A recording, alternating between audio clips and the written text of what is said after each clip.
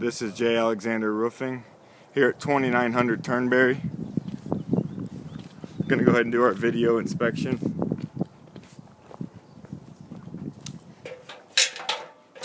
This roof is several years old. Homeowner called me with some major concerns. I don't know if you can see there, gutter full of granules. Look like new granules to me, the shingle's losing them. I don't think that this is a material issue, I think it's an installation issue. Hop up here. One of the first problems you see is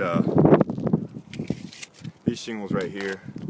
You're supposed to have almost a 6-inch exposure. Right there you're dealing with 4 3/4. That problem kind of persists throughout the roof.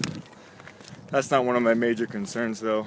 He has much bigger problems. You walk over here.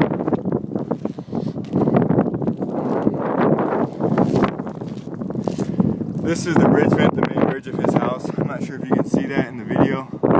There's an exposed nail right there. But the bigger problem is I can shove my hand underneath that ridge vent. It's a low profile ridge vent. Not nailed down properly at all.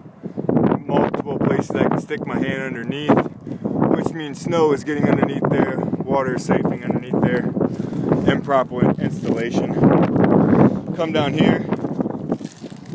Not a correctly flashed boot. This should not be exposed. This should be buried under the next shingle. It should be in this row. Right here is a properly flashed fan vent. That is the only thing I've seen properly flashed on this roof. Exposed. You see the pipe boot down there? It's exposed. It's even flipped up in the air.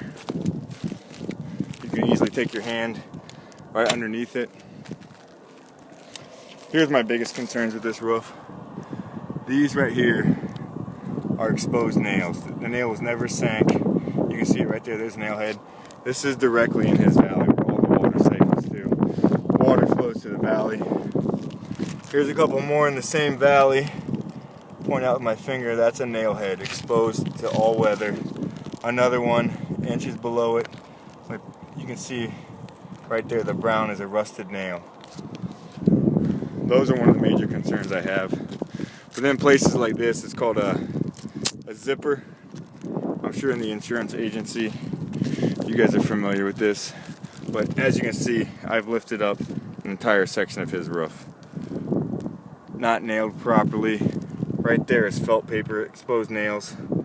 So obviously, this is not sealed correctly. Wasn't installed correctly. Go on to some more things over here. You can see here, this is a minimal, but right there, look at the difference in the drop of the shingle. I didn't snap lines anywhere. When you don't have your shingles with proper installation with the widthwise, where if you're shrinking your exposure of the shingle down to 3 or 4 inches, you're throwing off the tar strip and the nail strip, which has to be together. Here's another example of poor flashing installation. This should not be like that. I shouldn't be able to put my finger under there. Wind will blow rain right under there. Snow will definitely go under there. This is the back side of his property. I'll point out a couple more issues.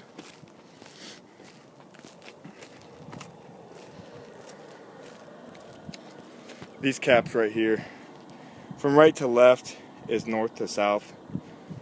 So your cap should be against the prevailing wind. These caps should be reversed, blowing the other way. Right now, this cap catches the prevailing wind. If they were reversed, the prevailing southwest wind would blow right over top of them. And you wouldn't have any problems with wind for the lifetime of the roof. Other side of the first valley I showed you, another exposed nail all the way through. What happens here is when they installed the roof, the compression or something wasn't right. This nail right here, you can't hardly see it in the video. Too dark underneath the shingle. But the nail right there by my finger, I would say it's at least 1/4 inch to 3/8 of an inch from being flush with the deck where it needs to be. Here's one coming through right here. It hasn't all the way through. You can see it starting to blister. That's from pressure from the back side of the shingle where the nail's hitting it. Over here, he's actually missing some shingles. And you can see right there, the shingles are falling. They're just not properly installed. They're not nailed correctly through the sure nail. Right here, if you can see it there, there's a lighter area. That's actually sure nail exposed. Sure nail is not meant or not built to be exposed to the weather. Sorry for the lengthy video. I just want to point out all the problems.